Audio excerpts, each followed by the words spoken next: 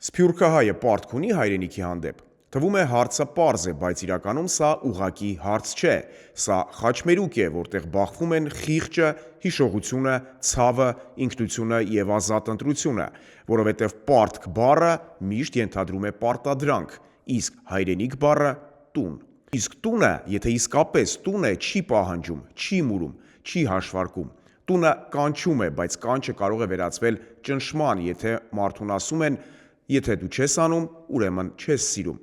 Սփյուռքահայը հաճախ ապրում է երկու իրականության միջև՝ մի իրականություն, որտեղ նա ապահովված է, ինտեգրված ու գուցե նաև հաջողակ, եւ մեկ ուրիշ իրականություն, որն ապրում է նրա ներսում,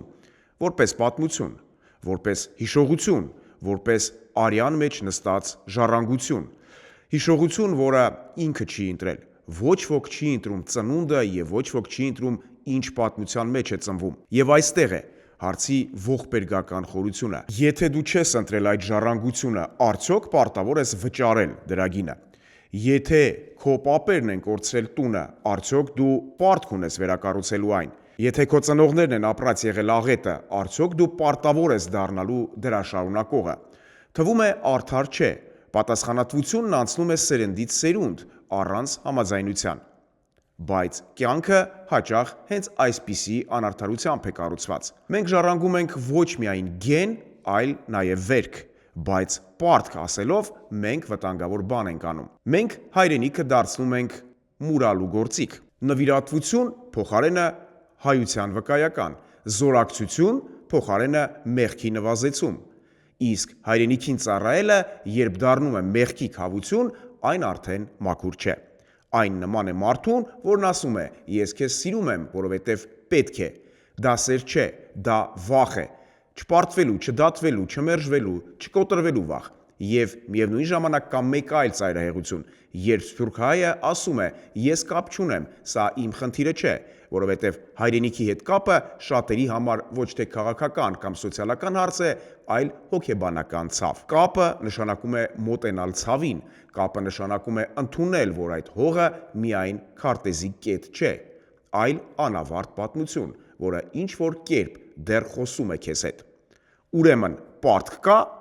Պարտքը կարող է լինել երկու տեսակի։ Կա պարտք, որը գալիս է պահանջից, դու պարտավոր ես, որովհետև հայ ես։ Այդ պարտքը ճնշում է եւ հաճախ մարդուն ստիպում է կամ կեղծել, կամ փախչել։ Այդ պարտքը սեր չի ստեղծում, այլ հակազդեցություն, բայց կա նաև պարտք, որը գալիս է ներսից, որպես գիտակցված պատասխանատվություն։ Ոչ թե պետք է, այլ ես ընտրում եմ։ Սա արդեն այլ բան է, սա արժեհամակարգ է, սա մարդն է, որն ասում է. «Ես իմ ինքնությունը չեմ ընկալում որպես պատահական փաստ, ես այն դարձնում եմ իմ ընտրությունը»։ Եվ այդ պահից սկսած հայրենիքը դառնում է ոչ թե պահանջող, այլ իմաստ տվող։ Սփյուռքահայը հաճախ լսում է երկու հակադիր մեղադրանք։ Մի կողմից դու փախել ես, դու անվտանգ ես, դու պարտք ունես։ Մյուս կողմից դու հեռու ես, դու չես հավակնում, մի խառնվիր։ Եվ այս երկու ծայրահեղությունների մեջ սփյուռքահայը կորցնում է իր տեղը։ Մասնակից լինելը չի նշանակում պարտադիր վերադառնալ կամ պարտադիր հերոսանալ։ Մասնակից լինել նշանակում է չկտրել կապը ճշմարտությունից։